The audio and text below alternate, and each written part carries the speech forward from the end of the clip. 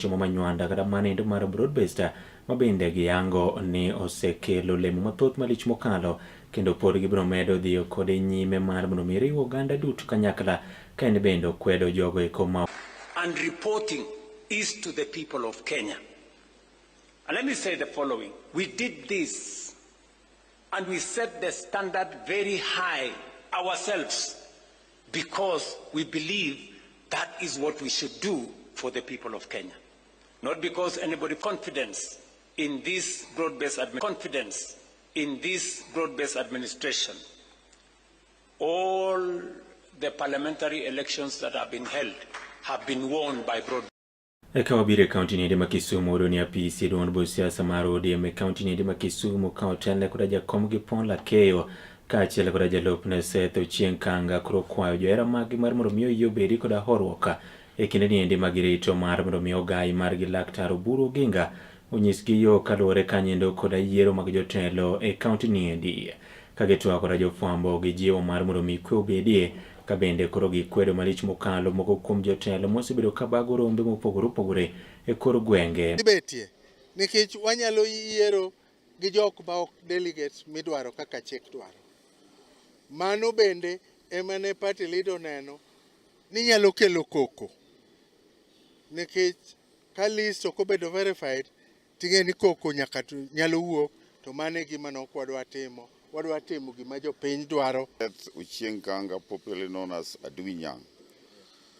I'm the vice chairman of the county coordinating committee.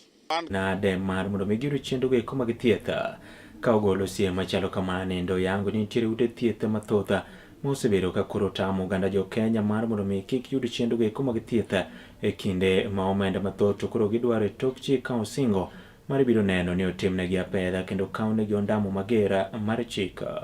SHA will pay you in accordance with the law. Jalup jatend piny Kenya Ngire Abraham Kithure kinde ikyo yango ni piny Kenya osegoyo okang' mar ariya e wechegi eko mag bero uchumi mathur kaendi kendo gisani koro nengo ngima kanyakla koda mwandu mopogore opogore koro nitiere kama kare ka otwak e kinde nendo mabende ne nitie nyim jatend piny Kenya moluor William Samoei Ruto oyango ni midhusi makoch mar corona ka achiel koda lweny e kind piny Russia koda Ukraine ema ne okelo.